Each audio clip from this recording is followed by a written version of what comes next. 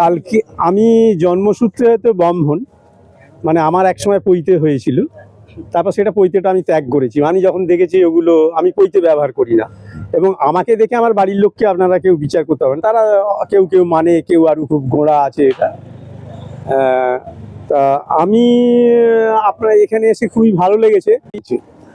আচ্ছা, যে বিষয়গুলো নিয়ে আমি সবথেকে ভালো লেগেছে, কলকাতায় এই জাতীয় অনুষ্ঠান প্রতি মাসে প্রায় একটা পাওয়া যায়, এবং সেগুলো হলের মধ্যে হয়। এবং আমার মূল যে বাড়ি বজবজে, সেখানে আমরা যা অনুষ্ঠান করি সবই হলের মধ্যে, সেটা বজবজ পাবলিক লাইব্রেরি হল। এবং কলকাতায় ভারত সেবা সদন আমাকে কেউ আপনিও দেখেছেন, অন্যজন বলেছেন। তাই এখানে আমার আশা, আমি একটা জিনিস নিয়ে আমার খুব আগ্রহ ছিল, সেটা হচ্ছে এটা সন্তোষ রানার নাম শুনেছি, তার লেখা পড়েছি, তার জায়গায় এবার আমার আগ্রহ ছিল যে কেউ যদি একটা গাছ তৈরি হয়, তার ফল কি, গাছটা মরে যায় কিন্তু ফল দু একটা ছিটিয়ে যায়, কিছু আমি মানুষকে পেয়ে যাব সেখানকার লোক।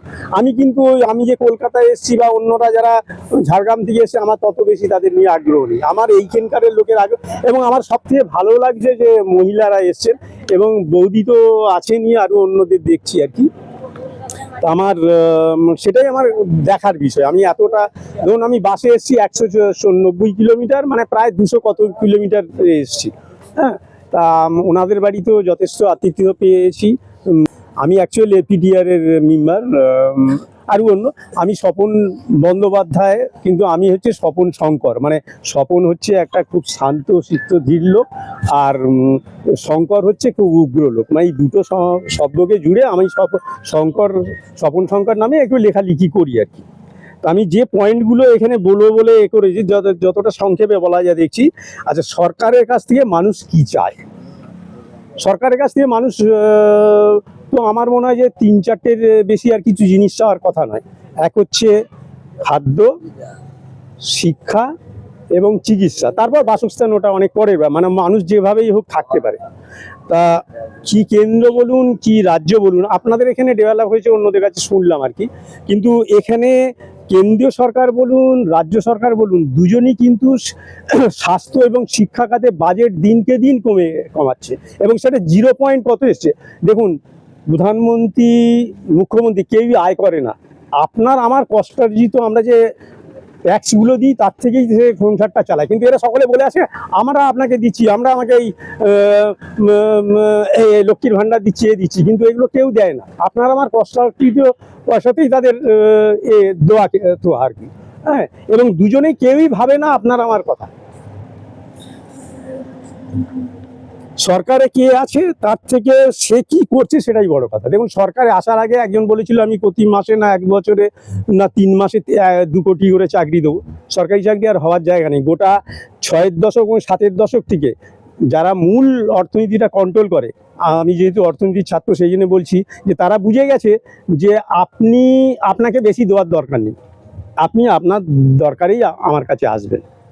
ওই জন্য আগে অনেক প্রভিডেন্ট ফান্ড ছিল, অমুক ছিল তমুক ছিল, এখন এগুলো দেখুন আরও যত দিন যাবে এগুলো থাকবে না। আপনি যতই চেষ্টা করুন আর যতই যাই করুন, যে ক্ষমতায় আসবে সে করবে না, সেটা আমি যদি ক্ষমতায় যাই একই জিনিস হবে। হ্যাঁ, দেখুন প্রধানমন্ত্রী, আগেই বলেছি, প্রধানমন্ত্রী এবং মুখ্যমন্ত্রী কেউ আয় করে না, আমাদের ট্যাক্সের পয়সায় তাদের চলে। সে যে গাড়ি চড়ে, সে যে এত সিকিউরিটি পায়, তার এত রকম কিছু, হ্যাঁ, সবই কিন্তু আপনার আমার কষ্টার্জিত ট্যাক্সের পয়সায়। সরকার আমাদের কাছে কিছুই আশা করে, কিন্তু আমরা কি আশা করি সেটা, সরকার আমাদের কাছে অনেক রকম আশা করে, কিন্তু আমরা কি আশা করি সরকারের কাছে, সরকার কিন্তু কোনো দিন যে ক্ষমতায় আছে সেটা কোনো দিনই আমরা কি আশা করছি সেটা কোনো দিনই সে চায় না যে আমি কি আশা করছি সেটা জানতে। এটাই নিয়ম, মানে বসাবো। আমি চারবাক দর্শনে বিশ্বাসী, কিন্তু চারবাকের আমি বহু বই খুঁজতে চেষ্টা করি, কিন্তু চারবাক দর্শনের কোনো দর্শনের বইগুলোকেই ধ্বংস করে দেওয়া হয়েছে। তাহলে চারবাককে আমরা কোথায় পাই? আমাদের যে মূলে আছে ঋগ্বেদ, অর্থবেদ, যজুর্বেদ, তার মধ্যে একটা চারবাকের কথাটা সকলেই এরা প্রচার করে, মানে যারা আস্তিক আর কি, সেটা ঋণং পিতং ঘিবে। তার মানে আমি যাই করি ঋণ করে ভিখাবো, মানে তার মানে আমাকে যে আমি লোকটা যে কত খারাপ, মানে আপনার কাছে ধার করে আমি ভালোভাবে থাকবো, ভালো, কিন্তু মোটেই নয়।